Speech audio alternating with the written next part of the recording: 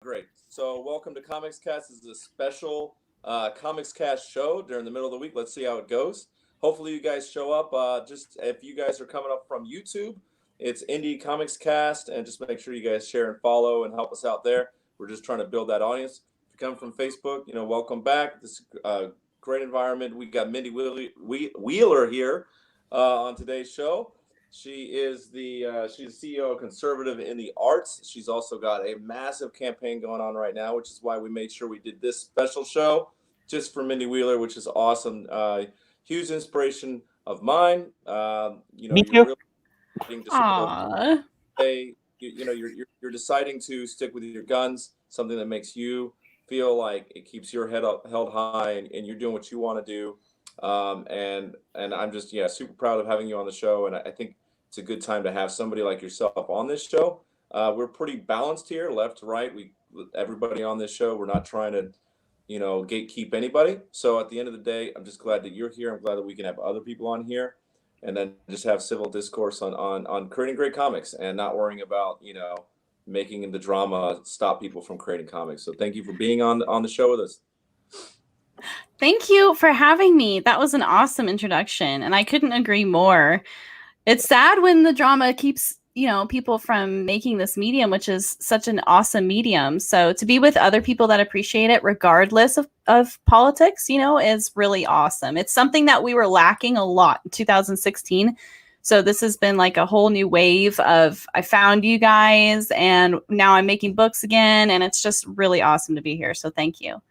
Well, I do got to say you did take a break for a little while, so we'll talk about your grand return. But before I go any further, I have to at least address the awesome creator in the room, Gerald, who is also the co-host of today's show, as well as Who is this guy that you're talking about?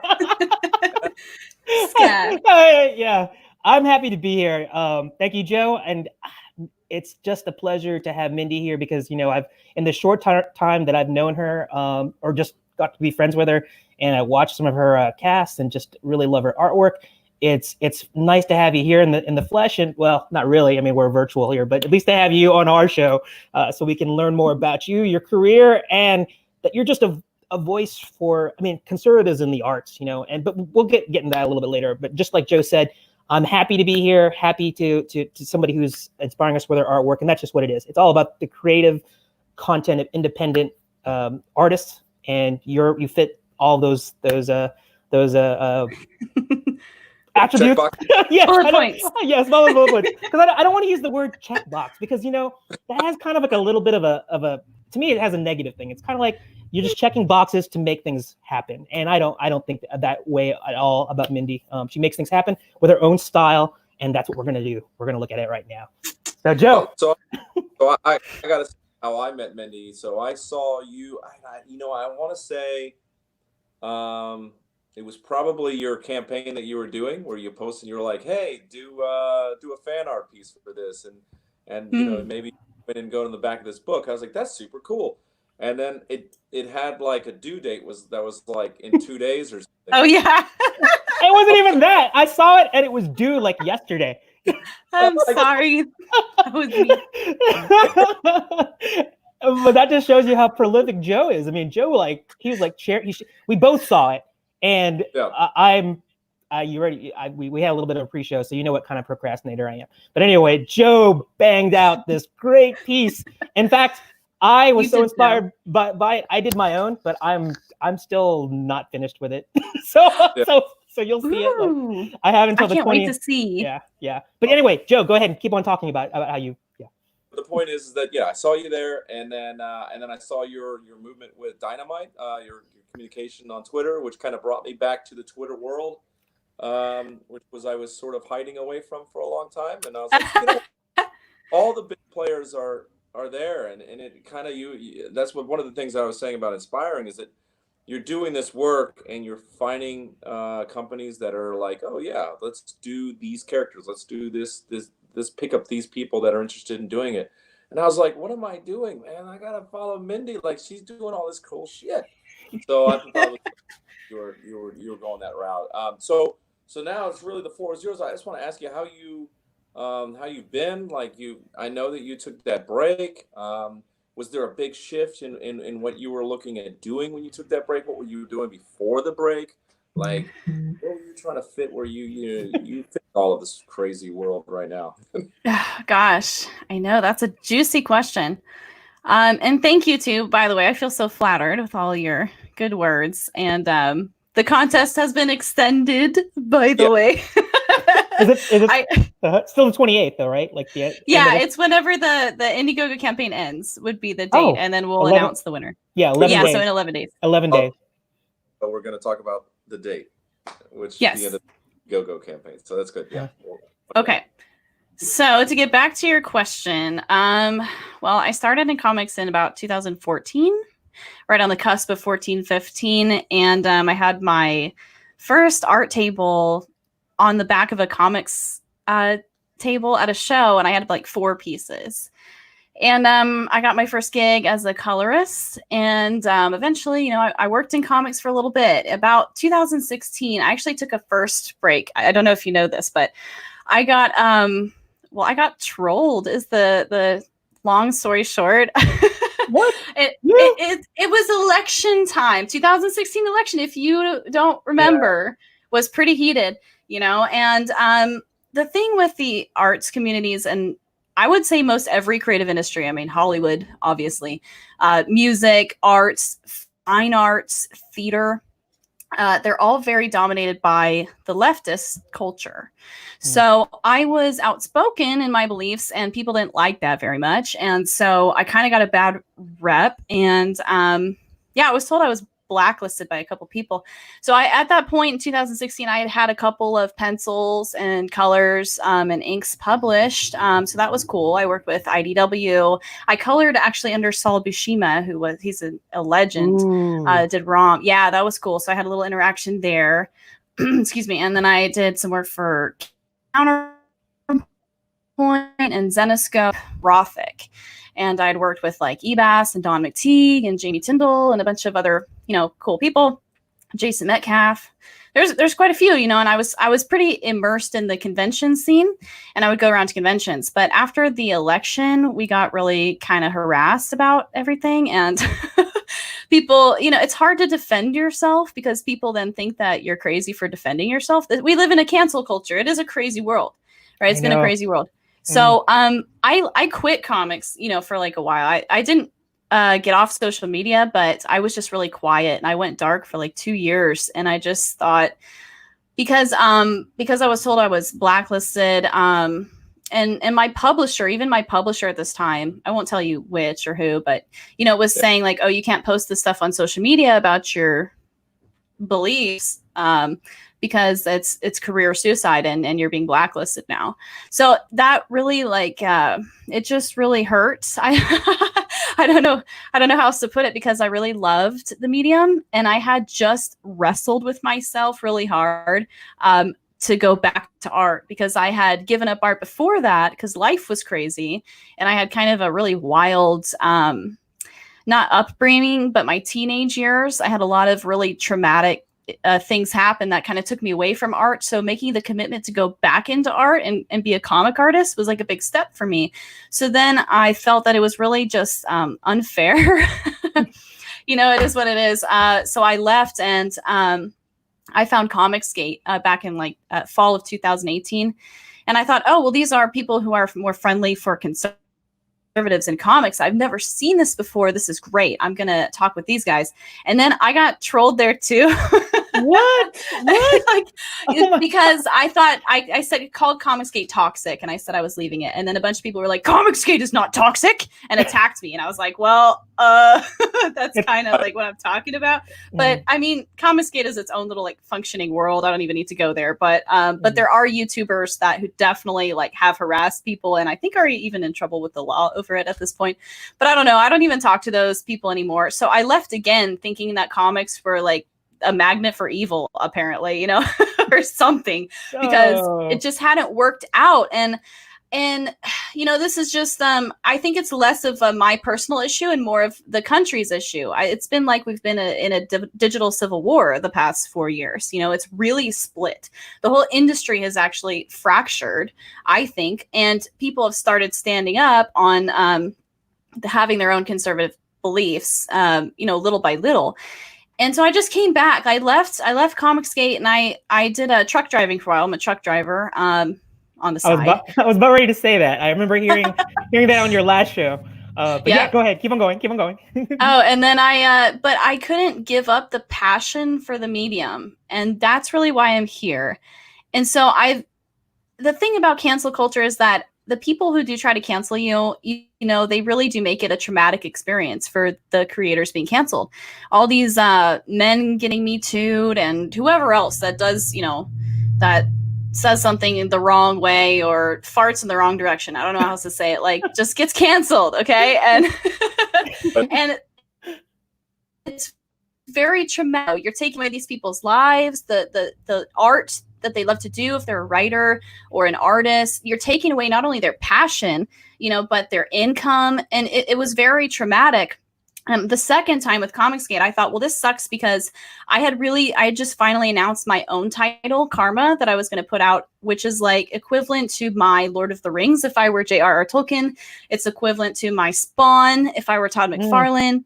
It's equivalent to my Dawn if I were Joseph Michael Linsner. It's my title. So I thought, oh, great. Well, these people, Comicsgate or whoever, are now just going to troll whatever I do because the people are making a lot of YouTube videos, like harassing me, whatever. That's sad. And so, yeah, I thought they're going to just destroy my campaign. Like, they're just going to troll me. So I have this like real love for this book of mine I've been working on for 5 or 6 years now. I've been putting together the concept for this book, and I'm just getting ready to release it in the next couple of months. But that's really why I got brought back, is because I couldn't get rid of it in my head.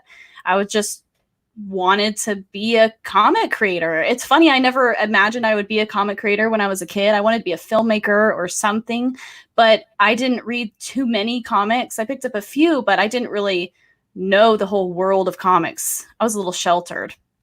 So it's just like a dream come true that I never knew that I had, but now I'm so attached to it, especially my book, Karma. It's like this living creature inside my head. All these characters, there's, about a dozen of them that I've just so meticulously detailed their whole life stories, and I can't let it die, right? Then, so while I was in my social media blackout, I completely deleted my social media accounts in November or December of 2018. I found out that publishing companies in the literary arts are actually having the same issues as the comic industry about conservative voices getting shut out, the books not being allowed in libraries, and the books getting so dumbed down that they're only accepting stupid books for kids and stuff like that from all these children's book authors. And I was doing all this research. So to find out that it wasn't just comics, and then it's just expanded into the world, now it's expanded into Hollywood, I came back with a passion now. So not only am I ready to release Karma, as it was always intended to be, but I have a just newfound passion for not giving in to cancel culture, if that makes sense. It just, like, I grew this huge scar tissue about it, and I just I don't care what people think anymore. And I think the more I say, loud and proud about it, and just not care and put out books regardless, good books that people want to read, doesn't even have to be political, but just great art, then maybe it'll help pave the way for other people who have also gone through the same thing I have. So that's where I'm at right now. And things have actually been really fantastic. The past 2 months have been so fantastic. I got back on social media in March, maybe end of February, beginning of March. And I've been reconnected with all these people. Some people have even apologized for trolling me and saying, whoa, like I mistook what was going on. And I've just been reconnected with a even wider audience than I've ever seemed to reach. Because in 2016, I thought I was all alone. I didn't know any other conservatives in the arts, and it was just everybody around me that hated me. So, and I still run into that group though, like I have had a couple issues of Facebook groups of people like shadow banning me or kicking me out for no reason, but that's expected. Like I don't care at this point. I've realized that there's such a larger audience for people who really do love comics the same way I love comics, and I love Karma, and I just want to be here to create books. And we should be able to do that without having to worry about, cancel culture and farting in the wrong direction. You know, I could not have said it any better. I was like, I don't even have to ask any questions. Minnie's just like, I know. I was like going, preach, girlfriend, just go for it. But I totally see where you're talking about it, because I think we had a little bit of you had a post on your Facebook page about these experiences that you're having about shadow banning, or just, it's like your art isn't even, I don't even see anything political in it. It's just like, I don't understand why people just can't appreciate creative content, quality creative content, regardless of the politics or whatever your point of view is on it. It's just good art. Can't people just accept that? I think it's tricky. One of the things that, I mean, and I've even gotten a little bit of heat recently on this, is that, you know, I just don't believe anyone should get canceled, period, unless they personally did something that was bad. Like, and I don't even like the idea of cancel. I mean, like, straight up, just, if you are connected to this publisher who did this thing with this group, you know, these people online that are just saying, hey, if you're guilty by association. Yes. All their names, I've done that book, and I will never buy anything from those people.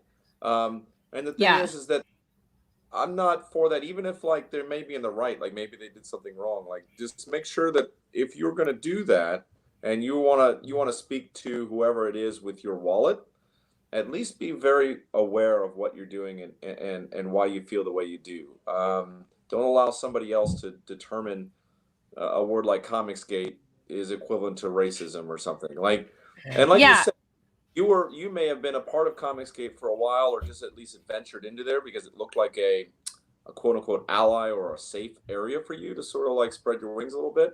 But even you were like, you know, this is kind of messed up. Like, not everybody in every group is going to, like, that's just period. That's human nature. So not good. Not everybody's going to be bad. So not all leftist media is bad. Right. Media is good. It's just, a bottom line is treat each individual person and don't blacklist people. Like, period. Like, that's just like, you know, stuff to teach our 5-year-old. Like, don't be mean to all the kids that come. Be nice. Yeah. And then if that little kid that comes over punches you in the nose, don't worry. Daddy's going to come over and boot him out of the house. Like, be nice to everybody, and let's create great art and just be respectful. I think that's, I love the fact that you kind of went through that. I hate that you went through it, but I love that you came through and that you could stronger. Be like, okay, still doing it. I didn't allow them to take myself out of the equation, which is good. You know, we need to keep at the end of the day. But, you know, don't troll. My problem is sometimes I troll people. If I see somebody like really just being out there, I'll just be like, all right, because you're just crazy. You're a crazy person. So there are some crazy people. You can't get around it sometimes, unfortunately. And don't get involved. Just don't get involved. I say that as somebody who has failed. I can only be as good as I was today. Well, you know what? I think this is a perfect segue to show some of Mindy's artwork. So we can like, you know, go ahead and pose some more questions. But I would like to just have some things playing in the background so we can kind of, as we go through some of your imagery, specifically on the Indiegogo, the campaign. Oh, you want to show that first? We can do that. Our timelines, so everyone's tracking what's going on, and your connection with moving in with Dynamite and all that. Okay, so let's awesome. show. We'll show the Indiegogo right now, and let's share that. There we go. Woohoo! So there it is. Just so our audience knows, we only have 11 more days. Counting. 11 more days. But you could see here. Look at that, funded in just 3 hours. That's a record. I mean, I was talking with Joe about like how we should phrase the Facebook invitation, reminder, and record breaking. Definitely, that's 3 hours. I mean, for crying out loud, how wonderful is that? I think that I think your step away from the industry to be a a truck driver, and you can tell us all sorts of other stories about that later on. But but the fact that you came back, and like I said, you came back stronger, you came back more focused, and if anything, it's like you. I mean, listening to you, it's like you became more determined. You did have that scar tissue, but whatever doesn't kill you, I guess, makes you stronger. And how about this for redemption? I mean, or not even redemption. It's actually it's vindication for like the fact, you came back, you left for like people were being horrible to you, and then look at this, you get in love, funded in 3 hours. That's awesome. I know. The love has been, it's been great. Like people have asked me, has it been hard or whatever coming back? And I was really skittish at first, but I just told someone recently that I've gotten a more positive response now than I ever have. It's like the tables are kind of shifting and people are tired of the cancel culture, and so this has been really cool. I think people more than ever now are motivated to push good books and good art and quality, because that's what it was supposed to be about. But everybody was kind of awkward for a couple years trying to make it like they didn't want to hurt anybody's feelings, but now it's just way over the top. People are getting canceled and all their books are going away. Yeah. So yeah, Dynamite's been really cool to work with too. They've been like a publisher, everything that a publisher should be, they've been to me. So I really have to thank them and give them a shout out for being an awesome publisher, truly. Like they're the best publisher I've ever worked with. I have no issue about telling that to everybody. They've been great. So your relationship with Dynamite, this Vampirella cover that I paused on here. You want to tell us a little bit about that? I mean, what inspired you, or like this particular look? Well, sure, okay. Sure. Well, let's see. So talk about motivation. You said coming back stronger. I mean, I'm really motivated now to be really good at what I do instead of just mediocre. And I'm really hard on myself though. Like I'm a perfectionist, so I take I'm just hard on myself. So I took Vampy and I decided to do, I don't know, I wanted to do the best Vampy I could do. And I always like to do something that is a little bit different.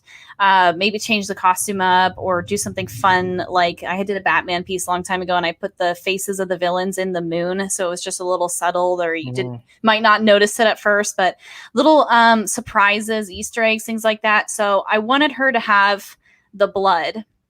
And then the ripped up costume was a touch on top that, I even talked with Dynamite about it. We went back and forth because the blood was just there kind of at first as the costume, then as the costume.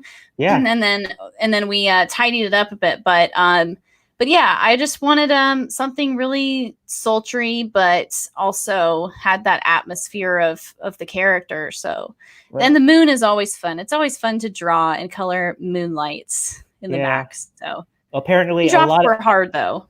Yeah, apparently a lot of other people liked what you wanted too. So funded in 3 hours here. So awesome. I like how like you said, the blood and her costume, it's like a fusion. It's you actually have to look at it to see I don't even distinguish between them. It's a clever way of working around, I think, that whole, is it blood? Is it the fabric? Is it both? I think it was a nice visual solution that you came up with.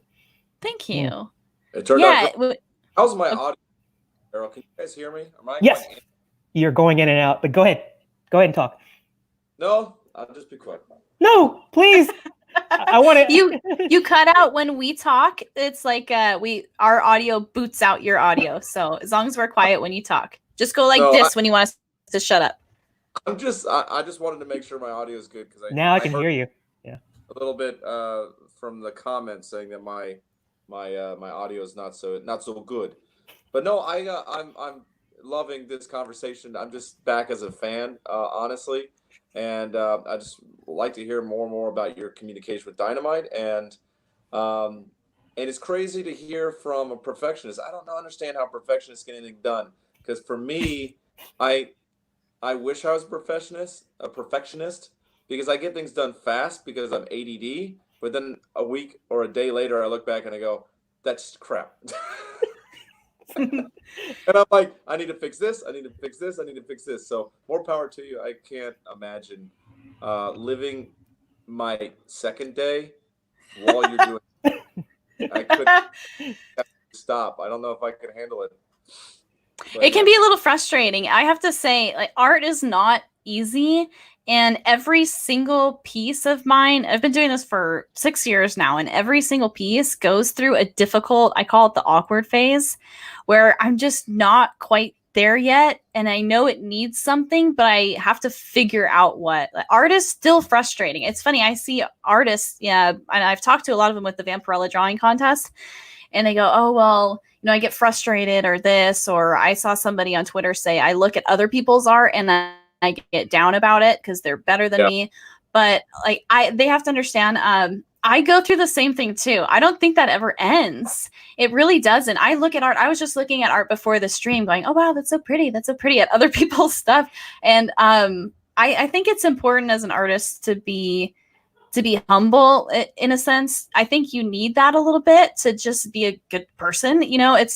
But don't torture yourself. Like, art is never easy, even still. And some of these comic artists, I think I've known some in the industry that get a real hot head and they think that scribbling a smiley face, is like worth $10,000 just because they did it. But I really believe that humble approach of just knowing there's always something to fix, and then just kind of not worrying about anything else, that, oh yeah, there's always room to grow. No matter how good you are, there's always room to grow. And knowing it's always still a struggle is just, that's what art is. And either you love doing it or you don't. And it's either for you or it's not, That's true. Yeah. No, I think there's one guy, and I know all, like, I sit here and I'm like, oh, I've done the Instagram thing, and I know, I try to tell other people, don't look at other people's art, look at your own, keep building yourself, all that sort of stuff. But there's one guy on Instagram that I just sit there and I get hot about, because he's 21 and the guy is drawing like Jim Lee style stuff, like regularly, and he's pushing it out. And I'm like, come on, man. Like, slow down a little bit, right? Compare myself, everybody that I talk to, don't compare yourself. And I'm like, damn, that's hot. This guy's good. Like, I want to quit. But see, I think that's the beauty of art. You got to look at it as you shouldn't look at it as it getting you down. I'm sure you can appreciate their art, but learn from it, grow from it, take something from it to not. I think that's the thing. You got to be different from everybody else who's wanting to put somebody else down. Turn it into positivity and only use it to make your art better. It's the creative competition that elevates your game. You need to look at it as a way to excel, to make yourself better. And I think that's the thing, is that it's so easy to tear something down.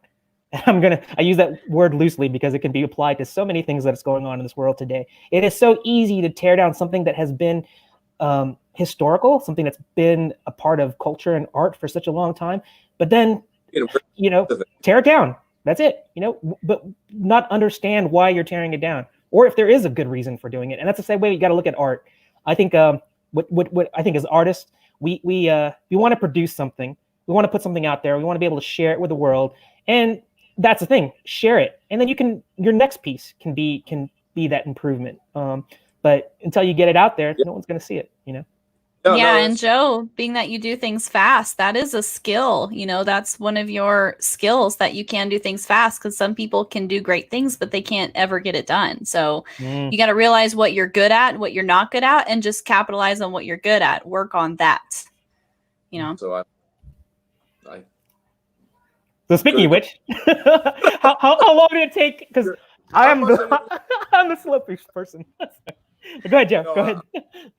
No, I understand. No, and to talk about not tearing things down, I think really it goes back to creation. Is that just don't tear each other down. Like, we can build so much, and you don't have to tear your next person down to get up higher. And everyone I talk to, and one of the things I love about this channel is that we develop, when you're good to other people and you develop teams around you, and you help out other creators around you, that does come back to you.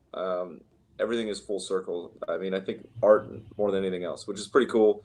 I think this whole segment is kind of turned like it's supposed to be, focusing on Mindy and what you're doing. And I just love that it's also kind of turning into, just learning how to be good about who you are as as an individual, and being true to that. And I think as an artist, being true to yourself is just as important as anything else, as far as creating good art or whatever. Like if you're not true to who you are, no matter what that is, I just don't think you're ever going to be happy with what you do, regardless. So Yep.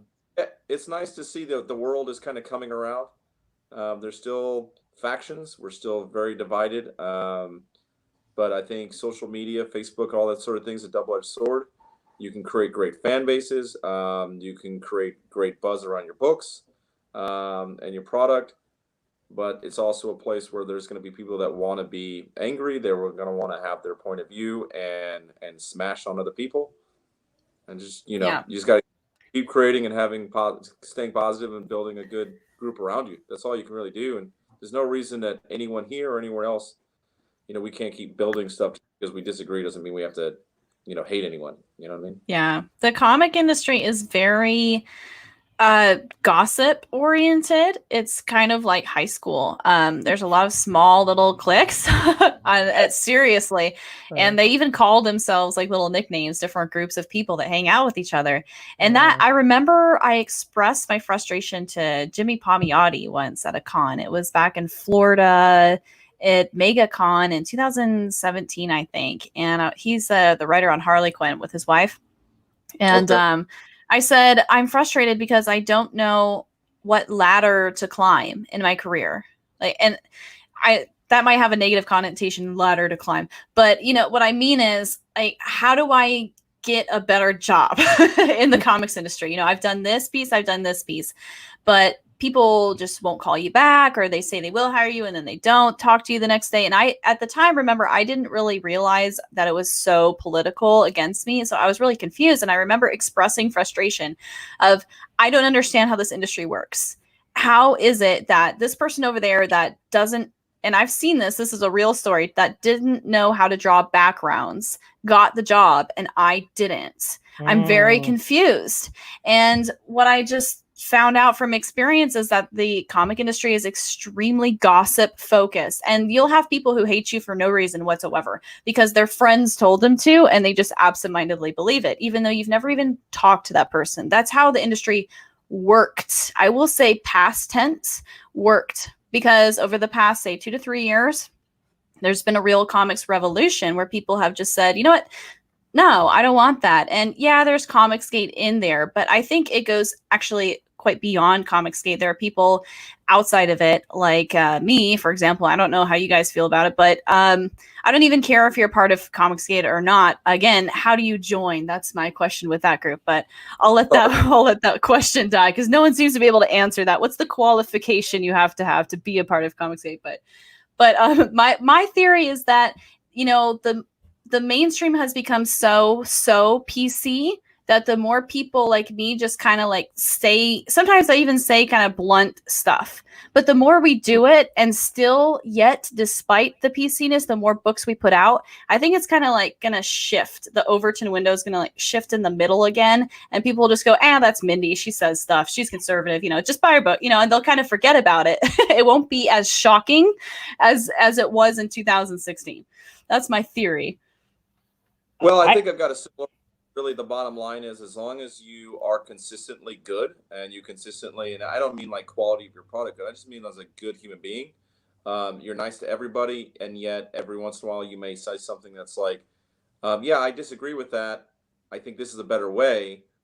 I'm aware you're probably going to say the only reason I could possibly think that way is because of X, Y, and Z ism. Then you could point and go, okay, you've known me for this long. Have I ever shown that that's the way I feel about anything?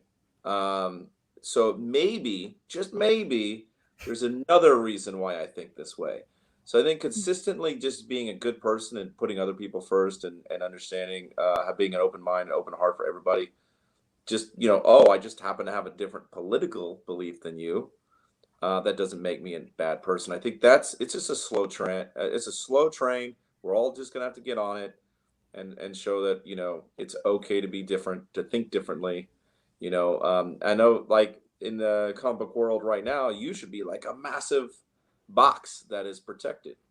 But the biggest issue is obviously your thought process, and that can pull you out of that box of protection and Yeah, bring you into the you're right.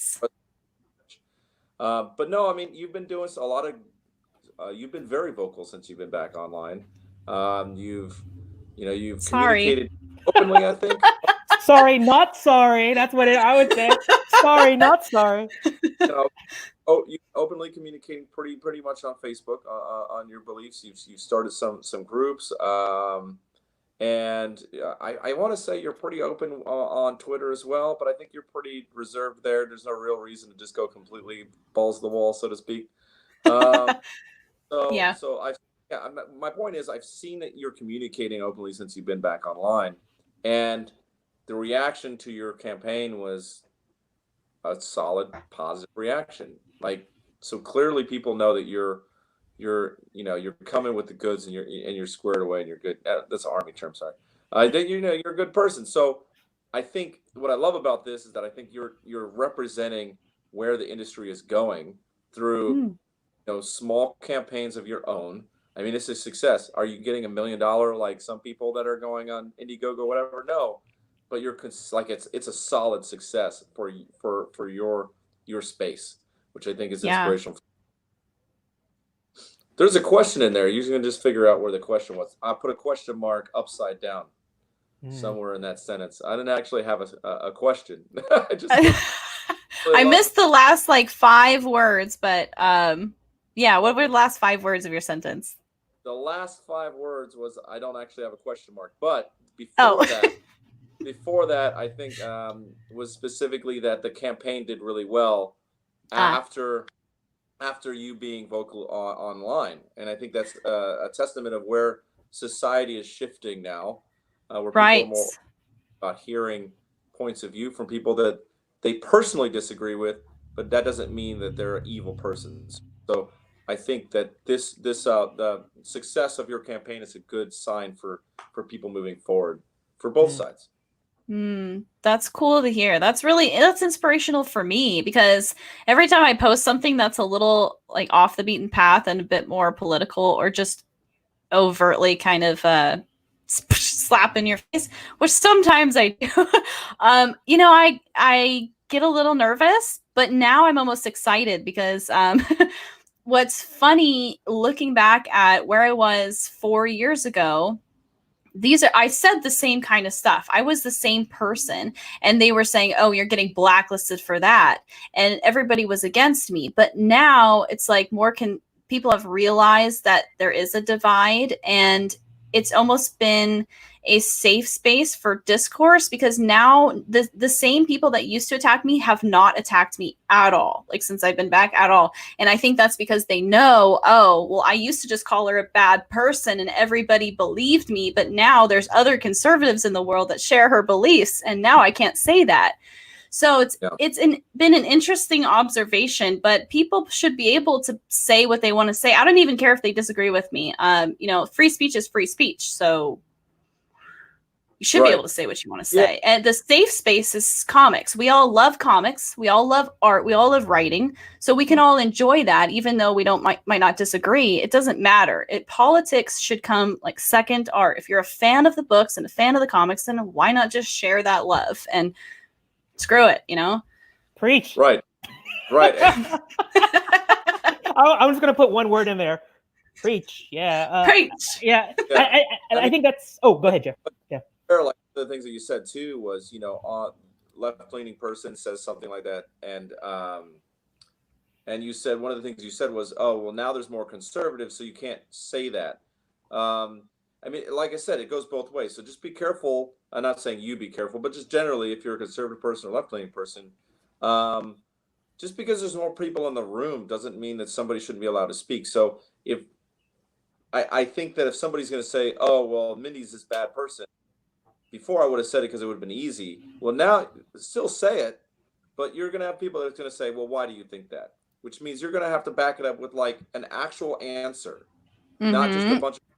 Well, what Joe just said, there's more people in the room. We should be happy about that. there's more people in the room. There are more people that appreciate comics.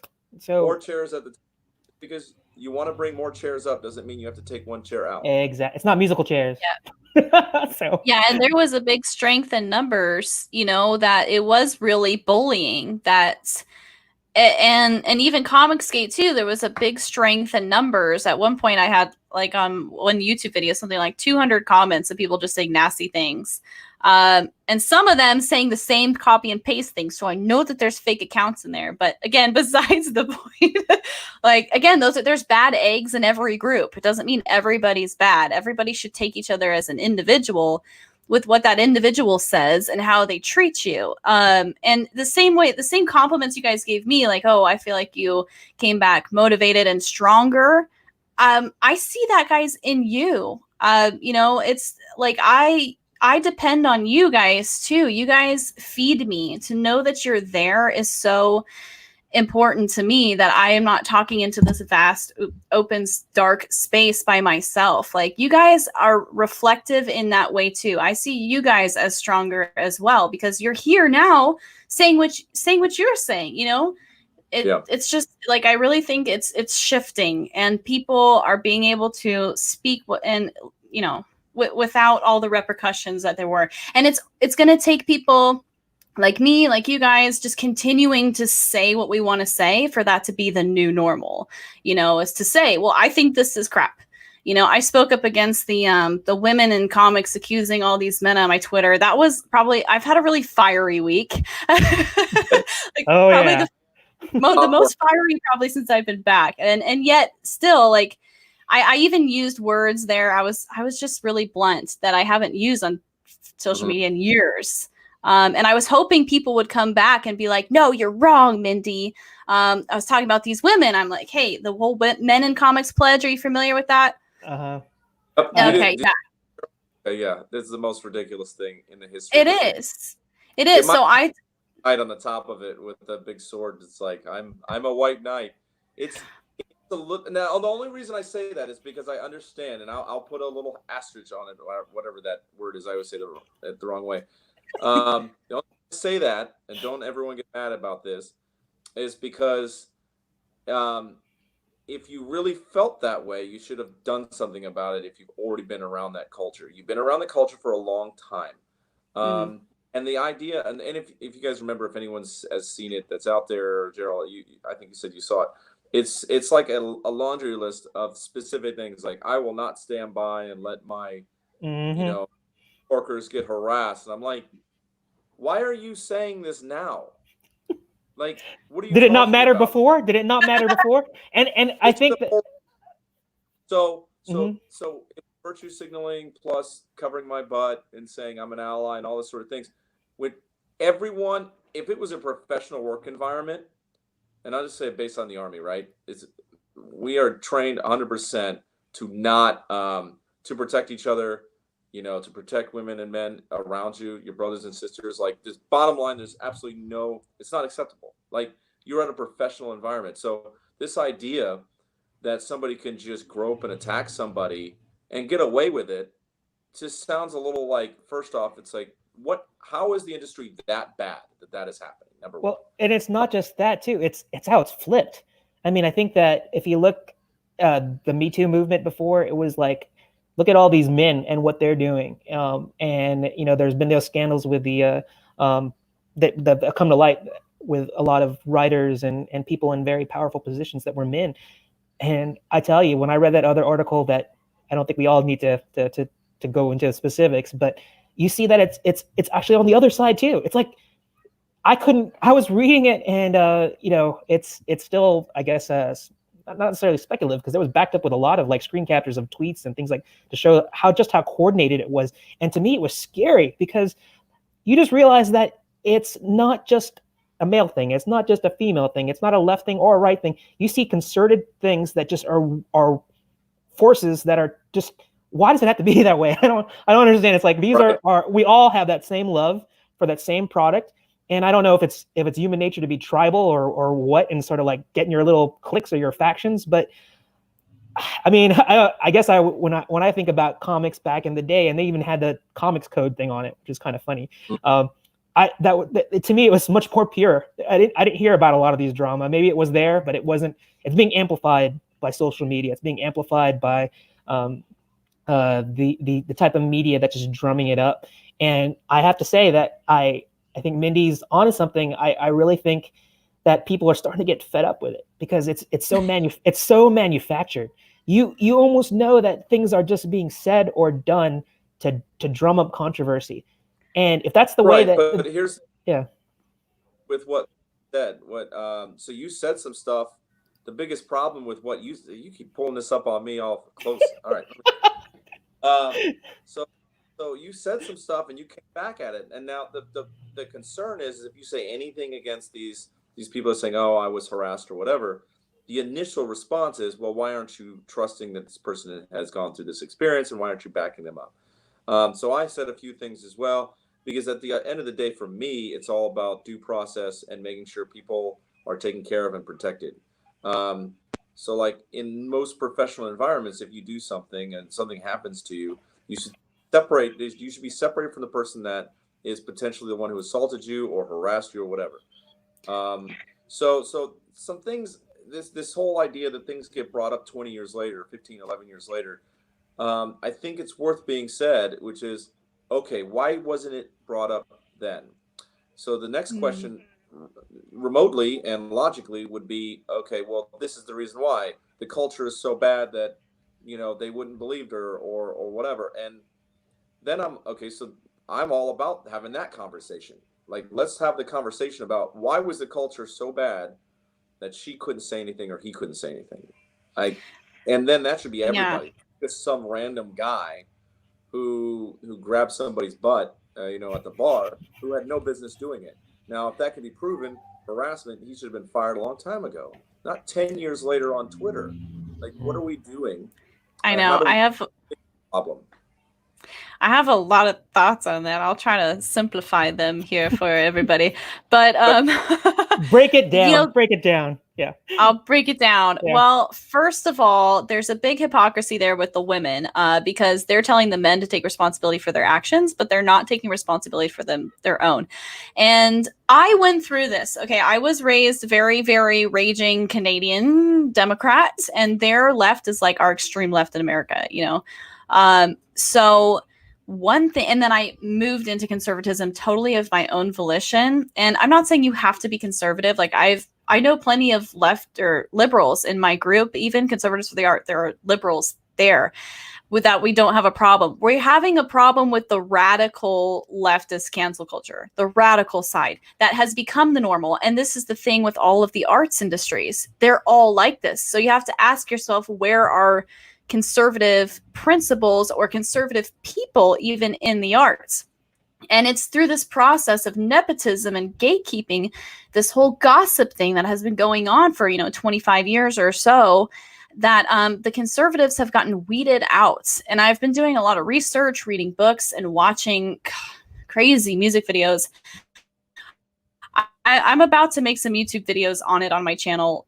One of them in particular called Toxic Feminism that you will see. The things I am finding, I'm sure you don't even know how deep it goes. Like it's a little bit sickening. And the thing about feminism is that it's an ism, which means it's a doctrine. It's not femininity. Femininity are the qualities of men, but feminism turns it into like a religion. And they are, by the way, women are just as likely to commit domestic assault as men. This wasn't mentioned in their post. So how do you know that these aren't the manipulators? Because a common tactic of a manipulator, an abuser, is to out somebody publicly and isolate them from their friends and cut them out. They're abusing the men, and so my whole thing is that this needs to be a constitutional process. In the Constitution, in the amendments, they were very smart. They wrote the whole justice system in the amendments, and part of it is our right to due process. So airing anything out on social media, any accusation whatsoever, is actually very unconstitutional. It goes against the foundation of our country because you're taking away that person's right to due process. And this was my whole thing in 2016. They were telling me about like my show. I was trying to run a convention, and then they started slandering me, saying I did this or did that. And every time I defended myself, they go, "Oh, well, you're the person causing the drama." And the people who were slandering me were the same ones that were my direct competition. So it's like, well, hello. And then they go, well, the court of the trolls would come on my page and go, the court of public opinion thinks this. And I would come back and say, well, that's not a court of law. That sounds like a court of a bunch of nerds in their mom's basement. Like, well, get off my butt. Yeah, well, that's the thing that you're... Mob justice is a real danger, and it's happening right now specifically. And that's why the Twitter verse, and when they get loud about something, the power of that mob is very dangerous. And it's bad either way. It doesn't matter what mob is. You can't have... And that's where I keep arguing, and I feel like I'm spitting against the wind or something, is that, just due process, and let's take care of people, because if you think that you're right doing it for your beliefs now, when somebody else is in charge, they're going to do the same thing to you based on your beliefs. And it's not going to feel so good coming the other direction. Nobody's right acting this way. Absolutely nobody's right acting this way. We have to fix whatever the systems are that are in place that allow people to not be taken care of when it happens. And I think that's the biggest thing. That's the problem with social media, is that, and granted, social media has been new for everybody. I worked in marketing, and back in 2012, I saw all the small business owners kind of scramble. Before I got back into art, I sold like website banners, the flash kind. And when Facebook came around, all the business owners scrambled because they went, oh, we have to change our whole business plan. We have to put all of our money into website ads. And it threw them all off. Oh, and they started firing their marketing directors because they thought a Facebook page was their marketing now. And so the whole economy has really changed with all these big tech companies in only the past 20 years. So we have to take that into consideration. While it feels really mob culture, and I know I've felt the mob, 2 times over now. I've really felt and seen the mob. But what I'm getting at here is I think people are becoming more aware, and it's content like this very stream right now that we're putting out there that will help change that. Because radicals and abusers and crazy manipulators, they're always going to be the first ones to like throw the stone, and they came on social media. I think it's a very perfect place for a psychopath to breed, really. Like, you could post YouTube videos of you doing crazy stuff and no one would ever know, and you could have a following of other crazy people. And if you're the only one posting content, then that's what it's going to be. So it took a while for the rest of us to catch up and realize what was going on. And this Me Too stuff, I think, is part of it. It's just very radical, and it's just going to take people speaking out and shutting it down and saying, no, actually, no. And eventually, I think they're going to quiet down, and I think social media is going to be a safer space because they took advantage of where they could thrive. But now, like when I posted that list with the whole women in comics pledge, no one ever taught these women with these like 5 things I'm about to share with you. And I had to learn them myself as a woman when I was young. Nobody taught me either, but I kind of learned through common sense. 1, don't be friends with your coworkers, especially if they're male. That's a place for workers, for employees to do their jobs, not you hang out and party. On that note, don't go to parties or go to bars or go out to coffee or dinner or lunch with your coworkers if you don't want them to think there's an intimate relationship happening there. As a woman, especially, you definitely have to learn to say no. And it's not that hard, but these women don't. Either they want attention, and that's the dangerous part, and they'll keep on doing it if they get the attention. Or they'll learn that, hey, I was stupid. I need to take responsibility for my actions. He asked me out. I gave him my phone number, which is number 3. Don't give your phone number out. And then he hit on me and I didn't like it. But then I went to lunch with him anyways. And if you look at all these accusations, it's like, oh, I was drunk at a bar and I went home with him. And he hit on me. Okay, don't go home with him. Like, take some responsibility as a woman. You can't lead on the man and then be like, oh, he hit on me, he's evil, and ruin his career. There's just these women, they weren't taught those morals, and someone needs to teach them. So I'm here to tell them, hey, don't go out with your coworkers. Don't give out your phone number. Don't go home with them. And if you do those few little things, make those adjustments in your life, you won't have these problems. You won't put yourself in a situation like that. Right. It's just kind of common sense. let me be the guy that pushes back a little bit on that. Okay. Okay. I was about ready to like go before you push back on it. I just want to say what Mindy is saying is it's refreshing. It's a refreshing point of view told by a woman in the industry. So like I don't think anybody can like discredit her for her point of view just because she's ready. I mean, this is her opinion, of course. So, but I just think that that's refreshing, and it's intelligently told, articulated, and it's said. And I think that if anybody were to watch this, that's the thing about debate or like making your point said without having to resort to expletives and being able just to say, this is how I feel and why I feel that way because of my experiences. And that's why when I'm listening to her, and I hope our audience, they can take away from this as well. This is what I find refreshing about Mindy. I mean, talented artist, but I mean, the mind that's behind the art there. And so, Joe, go ahead. Thank you. Yeah. So this will be a good example of two people that are generally on the same page, may disagree on something or how something can be said, right? So I would say I'm generally on the same page, but some things that, and I saw this the other day, some things that you said that can be taken out of context and used against you, so it can't be, so no one else can hear you, right? So the first thing that someone's going to hear is, well, they have to take responsibility. Well, they're the victim. So instantly, something else is heard. So my only concern is that is the biggest thing. So my is something that Jordan Peterson's made a comment about in passing during one of his lectures, is that fundamentally male and females haven't worked side by side for really all that long. So we haven't devised a system to really work professional with each other without crossing the line. So I would say, and I've seen this happen very well, very successfully working with men and women for the last 15 years, where, people have gone out and they hadn't gone to the bar, or gone to wherever club they're going to, gone coffee or whatever lunch. I think one of the biggest things is two things I've seen that has gone south really quick. And number one, if men can do a lot of things to get ahead in the workplace. They can be buddy with the boss differently than a woman can be, or they can be like, grab ass in and just high five and all that sort of stuff, which is a little bit subtly different than a woman in the workplace. Now that can be sexist, it can be wrong, and there's a lot of things that males have to work on. One of the things that women I've seen do is lead on or flirt with to get sort of ahead a little bit.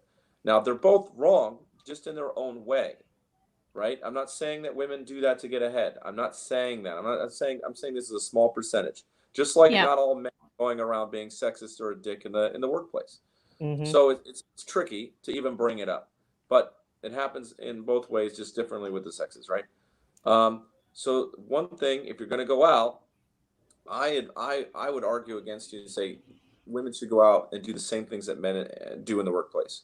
Just be clear. I'm not interested. We're not going home. We're going to have a beer. We can be friendly and professional. That's it. Like, that's all I'm going to do in this environment. And if somebody hits on you, be clear, be direct. And if they keep hitting on you, then guess what? You go to the boss and be like, this guy has no control over himself. And I'm not going to not go to the bar just because he's a dick. You know what I mean? Like, I get you. I understand that. That's where business happens sometimes. I mean, just in professional environments, sometimes that's where business happens. So no female should be locked out of that environment. Just be clear. Like, I'm not going to do anything. And if somebody does the wrong thing, whatever your professional situation is, go to the next person in line and be like, they are really out of line. Well, I think, I think Mindy, I think you guys are saying the same thing. I think that's exactly. I think I can break it down for you. I can tell you exactly, like, this has been not only just through experience, because I have been assaulted, but I didn't air it on social media. This was years ago, and I took it to the law, which women should do.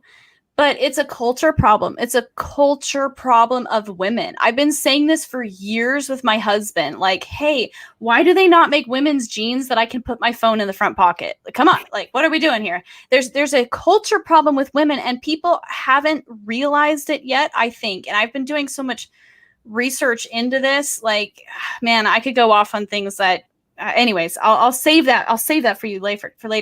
Part two. There was one experience I had when, so I was a single mother actually for 4 years, very young, and totally disowned from my family, and really, really hard, difficult times. But I did have a really strong best friend who was also a single mother in the same position. She had her family, but yeah.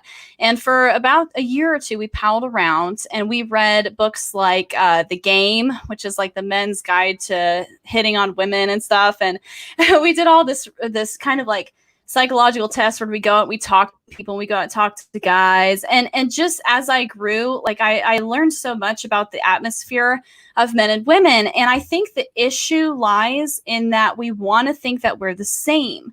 Men and women are not the same. They're just not. We're wired differently. I saw an experiment at one point where they had a man's brain and a woman's brain, and they touched the man's brain, and that area that they touched lights up. They touch the woman's brain and the whole thing goes brrr, because we have our brains just work differently.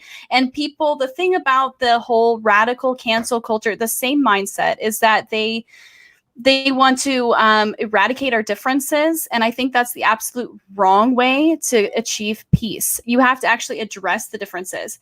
So coming from a really sheltered, like even abused background where I was actually extremely shy, it's taken me a lot to like grow that backbone. And now, like you said, Joe, I completely agree. The woman shouldn't have to leave the bar, but here's what she should do. Instead of even going to her coworker and saying that guy's being weird, because that could create a whole dichotomy there. That's weird. Well, now this guy thinks that this guy's weird and this guy thinks that this.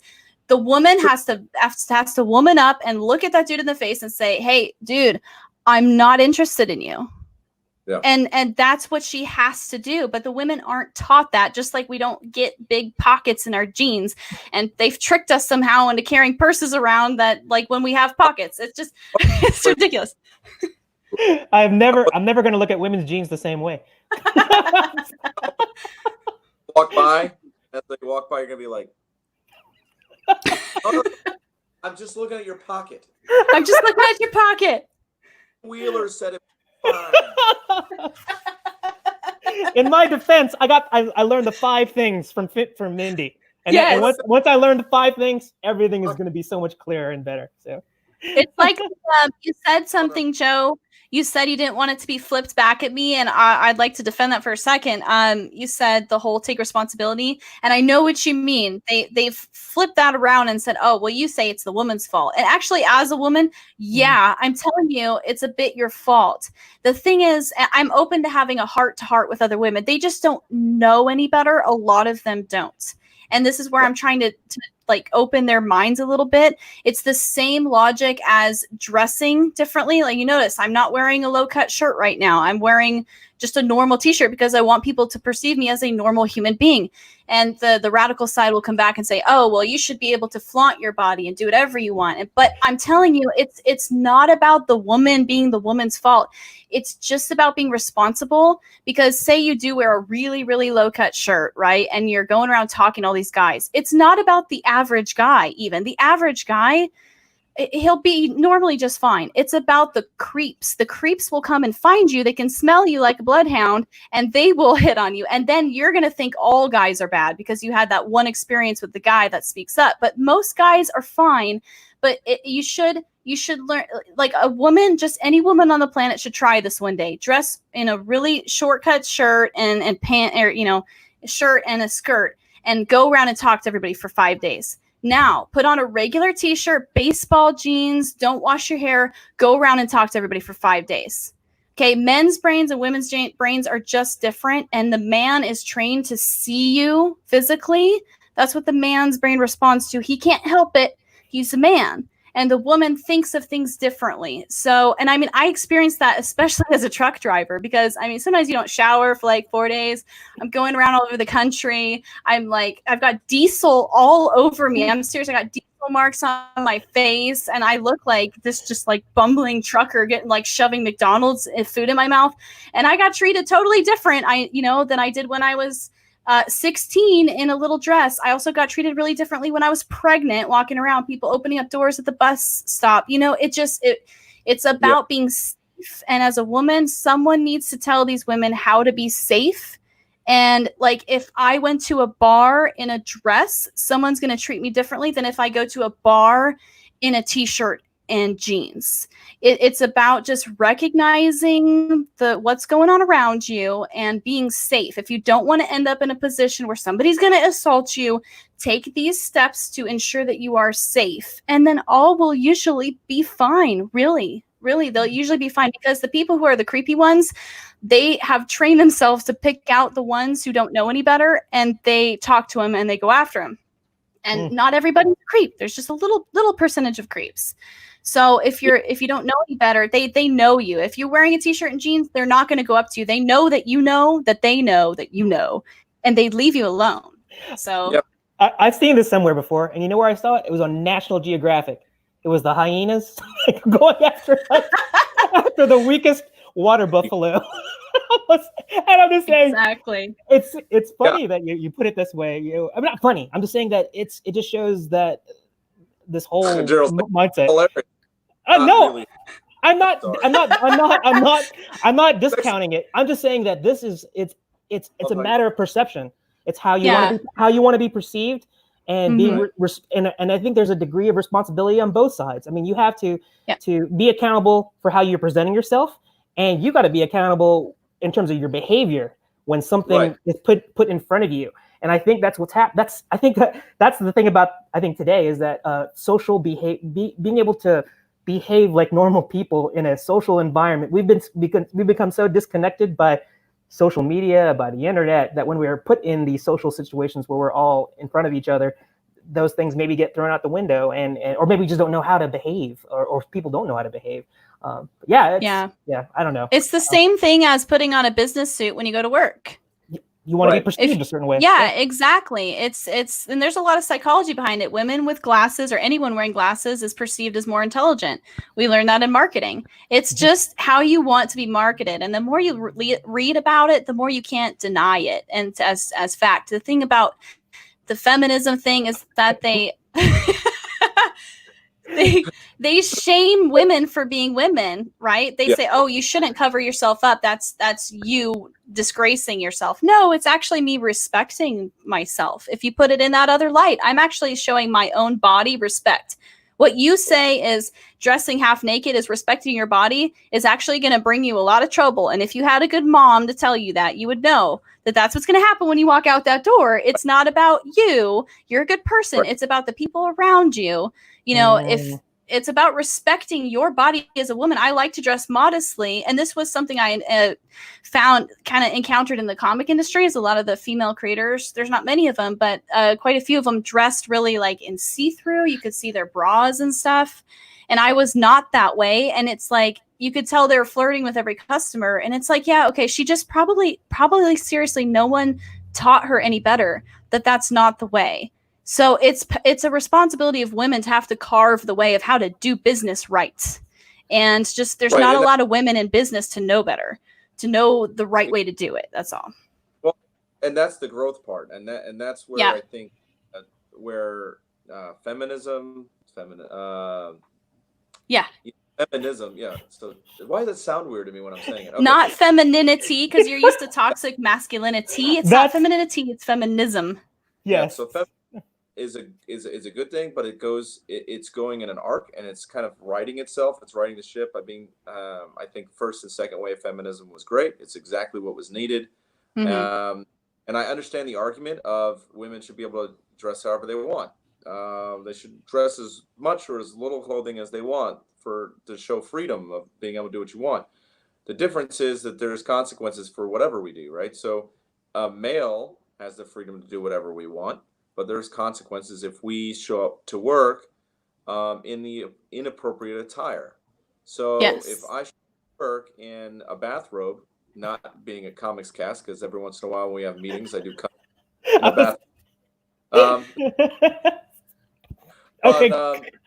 So like, if that were to happen, negative things would happen. There would be a connotation that I was lazy or that I'm not put together.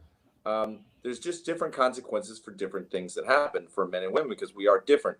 I think that at the end of the day, but we both agree that, it's really spaces should not be shut down whether you're men or women. Like, you should have rights to all the spaces. Just the idea that we can't even have a conversation about, being aware of how you're dressing because it brings about the attention of people that are predators. At the end of the day, there's going to be predators all the time. They're always going to be there. They're shitty human beings, and I hope they all get ran over by trucks. Like, they're just predators are terrible human beings. They shouldn't be men and women who are predators. They shouldn't be prowling around. Yeah, but but not all men are predators. It's just a little percentage. Right. Not are predators, but also one of the things that we're taught as men, and I don't know if this is, maybe I'm breaking some rule here, is that it's a numbers game. Like, I was always in relationships growing up and everything like that, long-term relationships. So I didn't do this a lot, but my brother, other people told me all the time, go to the bar. If you want to be successful, talk to as many women as you can, and eventually one of them will say yes. I'll go home with you or whatever, right? And this is something that you're taught as young teenage boys, men, all this sort of things. If you're trying to get into a relationship, don't get discouraged if one of them says no. Okay, let's go to the next 3,500, I guess, whatever. So people are, and it's just how we're taught. Now, I don't know if women are taught, don't hang out with the guy with the bad clothes, because if he's got bad clothes, he doesn't have money, and he's a fighter, why would you want to even spend time with that person? So, I mean, I think we're all taught gender roles that can maybe get tweaked a little bit. But yeah, we should be responsible with how we dress. But we have to, as a society, be open to have that conversation about being more professional and being adults about the way we dress and being responsible. Yes. And that's what cancel culture doesn't allow. So that's why I'm talking kind of loud about it, is because you don't talk so loud. Yeah, I mean, absolutely. And the thing with women is we're taught now, the women are taught that every man is a predator, which actually just reinforces the beliefs to be a radical feminist that we should treat men that way. So women are getting very, very mean to men. And at the same time, men are getting more feminine. It's just this flip. It's almost like the genders are flipping. It's weird. And I always had a hard time. I remember even when I was in the dating scene, I'd go around because I was really blunt with guys, and I'd be like, no. He'd come up to me and I'd be just like, no, don't even, just go away, and like, and that sometimes made me unpopular. But I'm telling you, the women need this. They need to do it, because if they did it, it's like, it should be basic knowledge. It's just like a kid, if you're hungry, go ask for some food. If you're a woman, it's just time that women understand that they need to say no. Don't go talk to your friends. Don't go talk to your boss. Just tell the man, and then the man will be like, okay, never mind, bye. And he'll go try the next woman. Like, that's it. Wow. It's over. It's over. It's called communication. Yes. Carol, this is what we're going to do. For everyone at home who's watching this or watches in the future, we're going to demonstrate how this is done. And Mindy is going to show you younger girls there how to say no right away. Okay? Yep. No, turn back around. No. Yeah, okay, bye. Thank you. I can finish my drink now. It's just that simple. Seriously, it is. But women, we're not taught any better. But it's funny, isn't it? It's brilliantly simple, and it would probably solve a lot of problems if people would just say what is on their mind instead of going through all these games and kind of like And I'm trying to like find a way where you can weave this back into comics and like,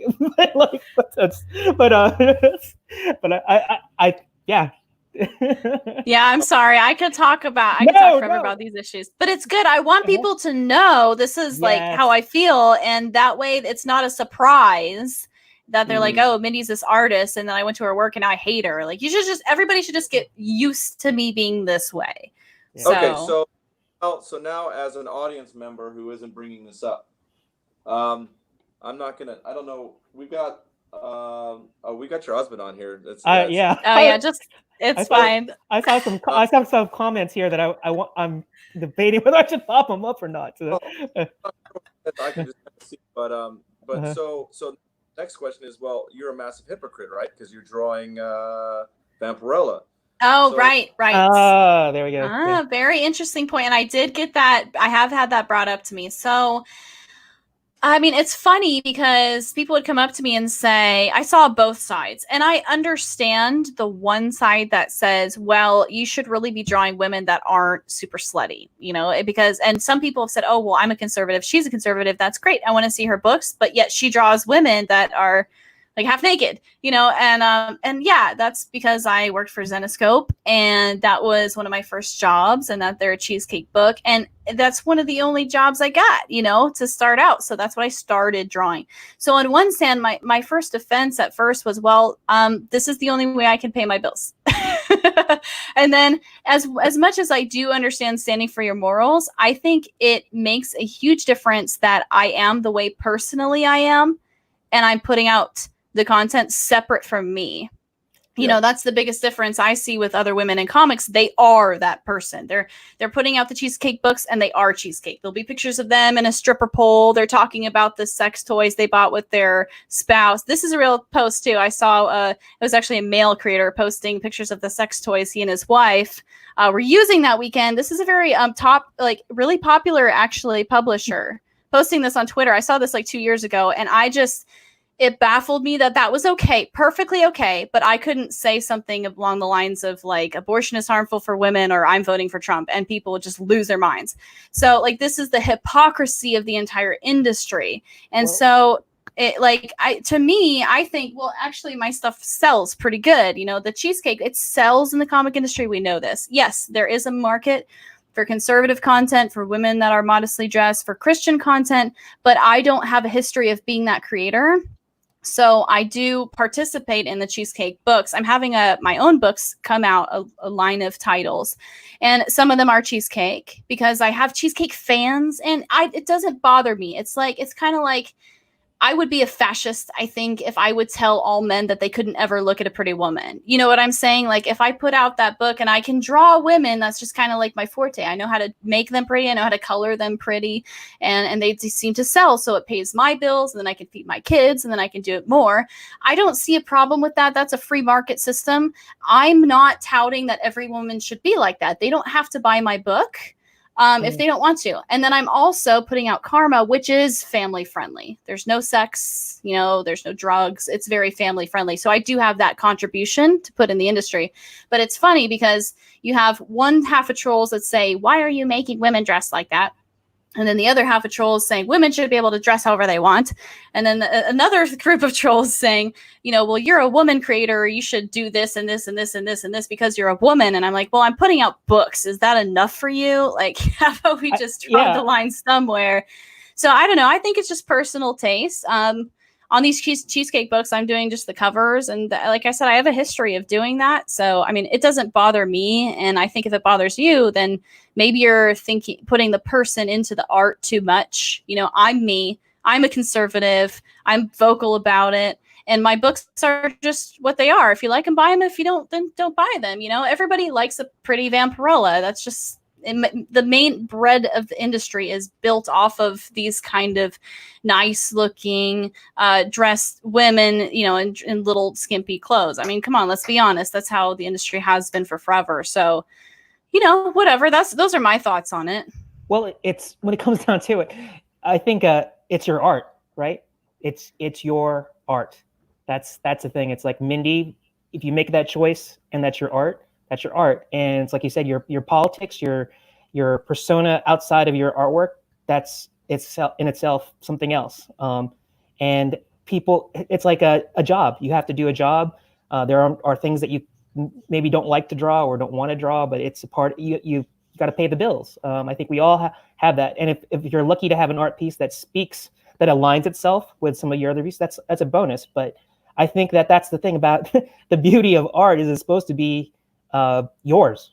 You can choose not to do it. And just as much as I can choose not to buy it. It's I think but we can all behave as adults and not have to tear each other down when we have those to judge somebody on whether they do something or they don't do something based on their artwork. I mean, it's just I think that's sad. On that, yeah. Back to the campaign and go through a little bit more about the campaign that's coming up. Some of the are in there and all the goodies that are up for those backers that you surpassed. Now, do we have any more tiers that you're breaking new ceilings with, or is there anything special that might be coming up? There's a trading card stretch goal at 7,000. So if we reach that, and I think we're only about 1,200 away. Is that a live browser that it shows the actual number? Yeah, it looks like it. So cool. So last I checked, is at 5835, which is awesome. We hit fire this week. It was only at like 4,200 on Monday or something, and it just really caught fire this week. I'm not sure what happened there, but I've been watching it every day, just climbing, which is so super cool. So the stretch goal was announced early this week that we would have a trading card for everybody at 7K if we hit 7K. So there's CGC books, there's the signature series CGC books, there's the original art still available, only one of those. And then there's the 3 covers, the regular, the virgin, the pencil, a lithographed, signed or unsigned, a t-shirt, and yeah.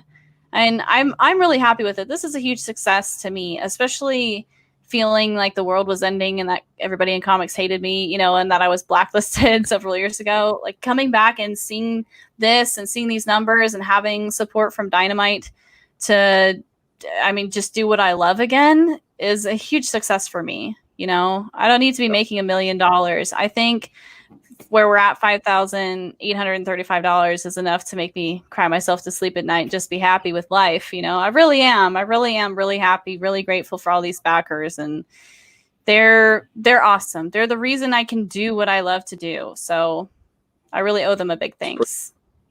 Absolutely incredible. Follow up on that. How does that open up some of your own projects? I know you're working on some projects now. So tell us a little bit more. Did you send us a picture of Karma? I'm not sure if you did or not. No, Karma's not been announced yet. Karma's taking a while. Top secret. I'm doing the interiors as well. So it's just a longer process, especially because I'm working on other books, you know, so it's like the project after all the other projects that pay the bills are completed that day. But this is a cover I just did for Fandom Monday. I just finished it about 2 days ago. They're a publisher out of Germany. And yeah, this was fun to do. So this was my first piece I've done since Vampirella. And yeah. Yeah. It's that pretty girl stuff again, you know, but I love it. I love the colors. Oh, sorry, go ahead.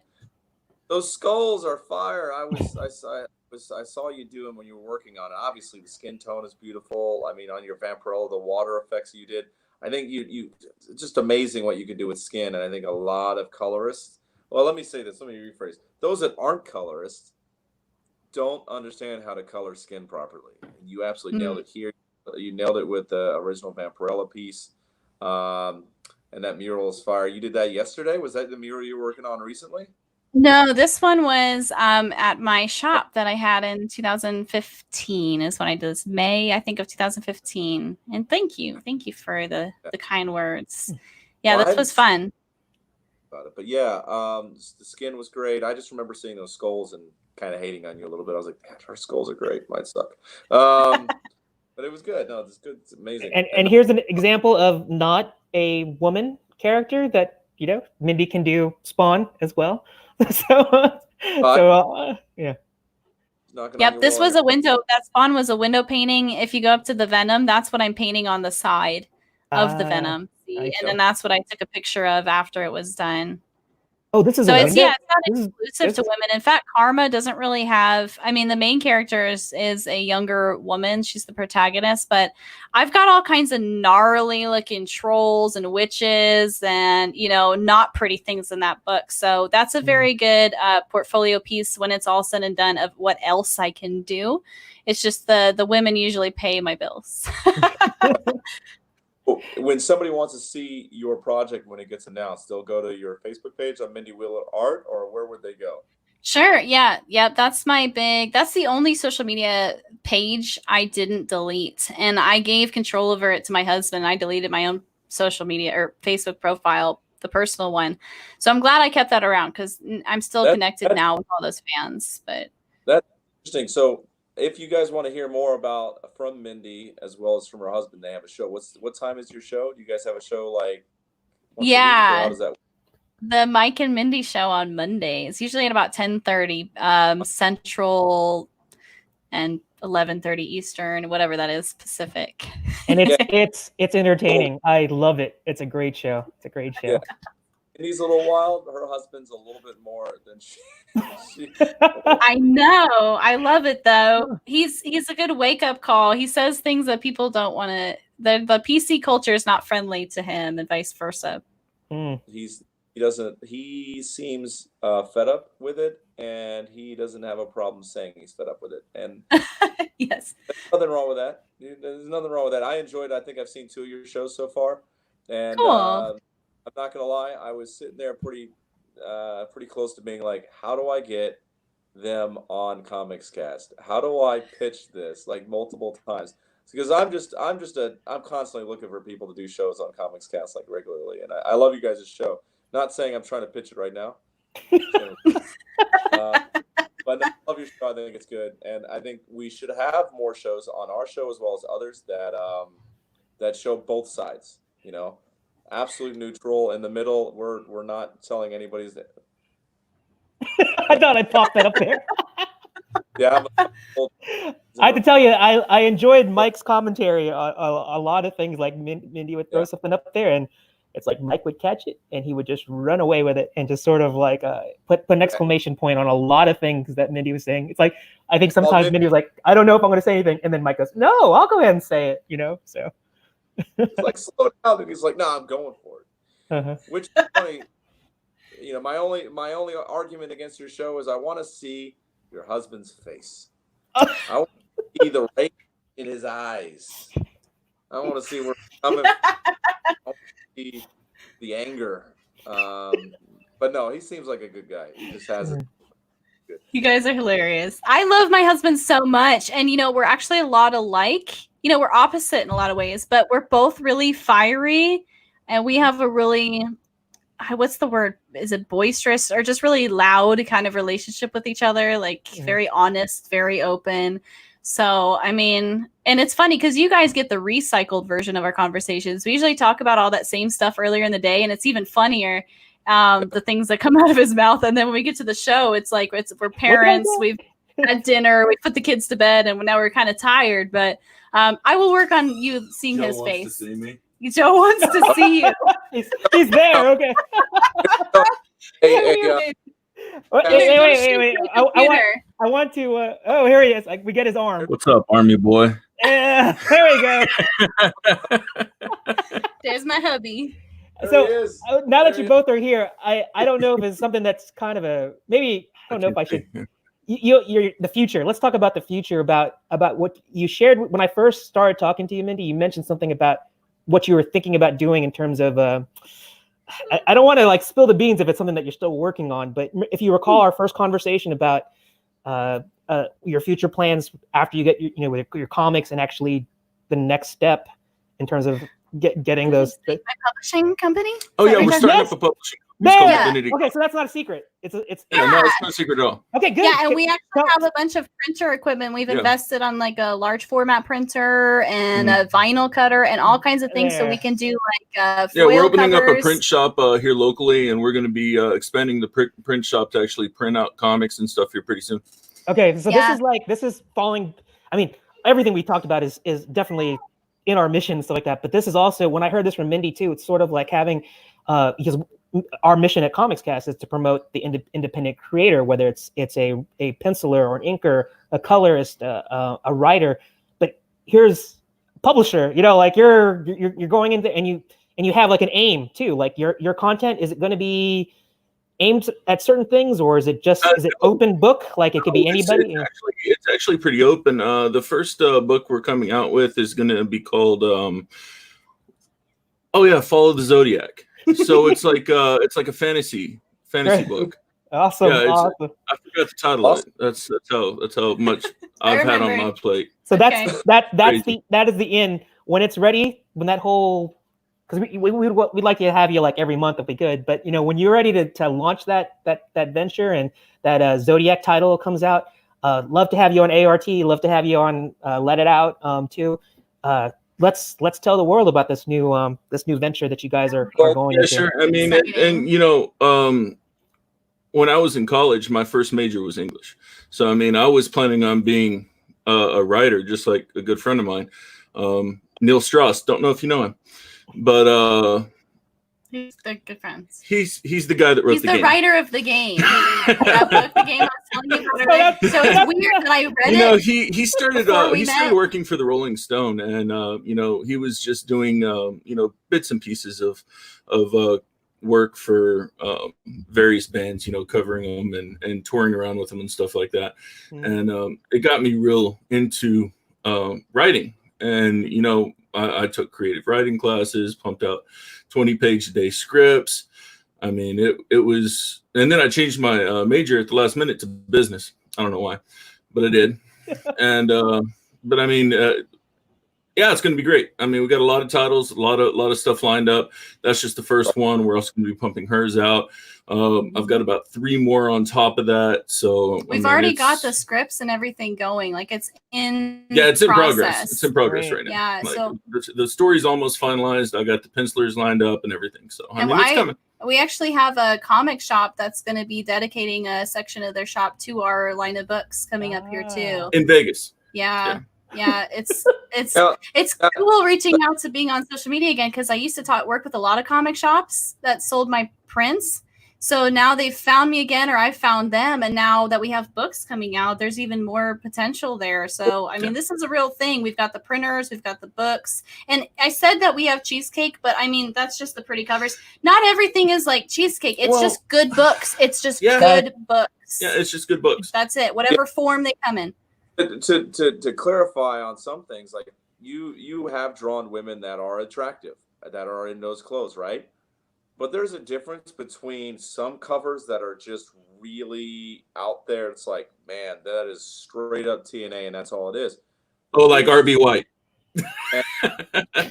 Really just like attractive. Not to name anybody, but yeah. I love his stuff. Yeah. It's not the same thing just because someone might be wearing a costume. You can still draw a costume with a woman with a scantily clad costume and still show them with power and grace and everything else. So I mean, right. Anyway, I'll let you get back to your stream. If anything, bye, Mike. Bye, Mike. Love you, Mike. Bye. You have fans, Mike. I can't do anything without my husband 100%. We're so close, that it's like, it doesn't feel right without involving him, so it's cool. Well, no, it was really cool, and on this show we get to see him for the first time. That was neat. That was fun. He doesn't have a mic, so I tell him I told him to not put his face in it, because otherwise he's sitting there with his phone and you can see up his nose. And I said, people don't really want to look up your nose, so we'll wait till we get you a setup. But, but on your point, Joe. I mean, I could almost flip it and say, well, there's this really powerful woman hero or anti-hero on the cover here wearing a scantily clad costume, but aren't you supposed to dress like a woman however you want? Isn't that empowering? So it's like there's no actual logic there. It's just all construed in identity politics, and the way to get around identity politics is to just not care about identity politics, I think. Yeah, and just think about the male archetype for a hero too. If you extremely ripped and cut, male, and I mean, just it's a heroic portrayal, and it's I think people get really bent out of shape over a lot of things, and it's been present there before. It just now, I don't know, all of a sudden people get so ultra sensitive about things like that. But there should be a market. Oh, go ahead, Joe. Well, I was going to say the 3 of us could go round and around on this thing for hours. We have hit an hour and a half, I believe. Wow. Yeah. So just enough on Mindy and not on just talking about the institution and the comics and the industry and how to be better with each other online. I think we talked a little bit about Mindy's. Hopefully, it was awesome to see your husband. He's awesome. So you guys are on Mondays. And also, you can catch Mindy at her website, which is on the bottom crawl here. You can catch all her different Twitter, Facebook, and on Instagram. So I love that. I love the fact that you're hanging out with Dynamite and doing some cool Dynamite work. Pun totally intended. You killed it on that cover, and I could tell Dynamite absolutely backed you on this campaign 100%. It was really great. You guys were one awesome team. You've inspired me to go after Dynamite and IDW and all the rest. Like, I love it. Like, I just decided, you know what, Mindy's doing it. I'm gonna start being a little bit more outspoken, and I'm totally gonna spread my wings a little. Let's go. Yay! And the thing is, though, it's because Mindy's just being her. I mean, herself. She's being, so it's sort of like, I think if that's the thought that I'm going to pull from this whole conversation, is that Mindy is just being Mindy. So Joe just be Joe, and Gerald be Gerald. And I think when we can put whatever cultural norms that are being pushed on us, we just have to put that aside and don't get beat up by those bullies, and given to the negativity, and let our art speak for ourselves, right? And it's heavy, but you just push through it and realize you're not alone. That's really the biggest reason I'm here today, is realizing that I wasn't alone and that there was still people, because it's easy to give up and be like, well, I'm the only one in the world, that feels this way, but it's not that way anymore. And Jero, can you pop Steve Garcia's comment on your stream? Yes. This is exactly my point here. This is so cool to me. Dang it. I came in way late. I look forward to rewatching this later from the beginning. Mindy, I've always been a fan of yours ever since all the drama that you went through. Thank you for so much for staying in the art mosh pit and fighting the good fight and sticking to your guns. Wish you and your hubs all the very best. That's so cool to me. Thank you, Steve. You rock. This is exactly what I'm talking about. If I wouldn't be here right now, I wouldn't even see that. And all that negativity, it's loud, but it's just ignore it. There are real people who want good books and just they don't even care about all that identity politics PC crap. And you guys are people too. You should be represented equally and have your right to a free good book just as much as the radicals, right? So, well, I think there's kind of a silent majority that's out there. You're learning that the majority that's kind of silent, we're starting to speak out a little bit more. You're starting to hear a little, and you're not even just hearing the fans that are that way, but you're starting to hear creatives that are also there as well, that are starting to speak up, and that's what I find in Mindy. So let's. I'm gonna throw my little powder 2 cents real quick, and then I'm gonna have Gerald close us out. So my only 2 cents. My husband, Mike. All you guys is be good to each other, and if you disagree, just be polite to each other. And the biggest thing, if you guys are watching this, make sure that you are subscribing to our YouTube channel, all that good stuff, because we're still building that audience up. Facebook is pretty solid, so I love you guys coming here. But please go to our YouTube channel and share that out, Twitter, on Instagram, whatever you can. So if you guys like us here, please push that out. But really, the biggest thing is that whether you're left, right, center, whatever it is, whatever your cultural space has told you to be, at least be open-minded enough to question if you're right first before you put somebody else down. And that doesn't mean if you're right, left, or whatever. Like, anyone could be wrong. So just don't assume whatever you've been taught that you're right about it. So just be open-minded enough that you might be wrong on social media, and don't be a bully to somebody else. That's all I try to do on social media. That's all I'm trying to do here. This is an open format for all creators to come and be, to be open, to be able to say what they need to say through their art, and not be ashamed of being able to get on and promote it. So Comics Cast is open for all creators. We want to unify the entire fan base, unify creators of indie comics, and try to sell as many comics as possible, so that the industry can be as healthy as possible. That's all we want to do. So that means everybody's welcome here. Just don't be a bully, don't be a jerk, and don't assume that you're right about everything that you think. So as I get older, I'm realizing I'm not right about everything I'm thinking. So that's what I try to push out. Anyway, that's all I had to say. I wanted to close out with that. Gerald, you mind go ahead and close the show up? Yeah. You're a good person, Joe. Very well said. I thoroughly enjoyed this, and chatting with Mindy is totally different than actually having her on the show and hearing. I think this was a totally non-scripted, organic show. We didn't know where we were going. It was uncharted territory, and we had tons of great content. And like I said, it's a refreshing, intelligent point of view, or just perspective that we're getting out of this, and that's what I think is so lacking in you hear a lot of name calling, you hear a lot of trash talking, but there's no intelligent discussion. And it's like it's so easy to be dismissive of people by just walking away. And if you can't really say anything, it's like an echo chamber. It's like, I think we talked about it before. It's almost like a cult status type thing where you just keep on saying, and it may not be true, but if you're saying it to the right people, it just reinforces it and makes it becomes their truth. And instead of encouraging that discussion, and that discussion can translate to art too. Don't shut down art. Put art out there. Everybody deserves to see their art expressed and be seen. So I guess I'm going to end it out with Joe. Did you want me to do? I love Mindy, and I think I wish you all the luck, and I hope you'll be back on our show. I just wanted to say, Joe, did you want me to talk a little bit about our charity partner, or is that something that I can kind of close the show with? Is that? Yeah. Go ahead. Okay, good. I just wanted to share this out there. Let me pull it up here. So just give me one moment. You guys are awesome. You can say when we're launching too. We don't have to wait to say it. Okay. All right.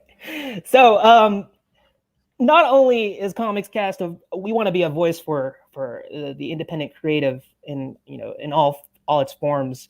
We also are so proud to be charity partners, or partners with a great charity, Golden Fight. And this is something that has been in the works for a long time. We're going to be doing a fundraiser with them, and I think it was September. Joe, is that correct? Now, and we're going to share more details as we get the things finalized. But Golden Fight is a organization that is completely from the heart, in the sense that they're small enough and big enough at the same time.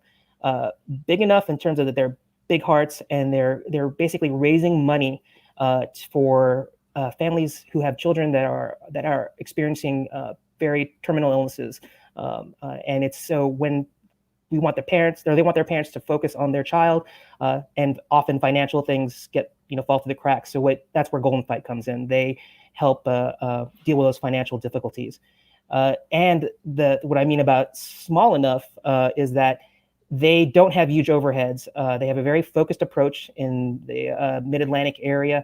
And basically they can say that 98% of the money that they raise goes to the parents of these children that are suffering with these diseases. So and it's just to cover like basic administrative stuff. So I can't say just how phenomenal this organization is in terms of what they can do. So please look forward to seeing some of the things that we're going to be doing with Comics Cast and Golden Fight in terms of fundraising.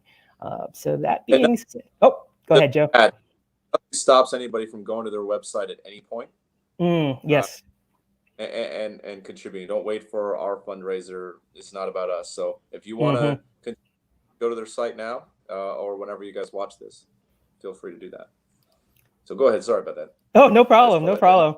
So I think that's it. We had a marathon kind of show here that was unexpected. We don't really broadcast on Wednesdays, but totally worth it. I really had a good time hearing all points of view, and I hope that it'll make people's minds open up to things and sort of like look inward as well as outward, and not be so judgmental. So have a good evening, have a good night, and we'll catch you again on Comics Cast this weekend. We have ART, the Artist Roundtable, at 1:00 p.m. Eastern Standard Time, and Let It Out on Sunday at 1 p.m. And thanks again, Mindy. Thank you, Joe. It's been a pleasure. You guys are really great. It's a pleasure having been on. Thank you guys, all of you. You rock. All right.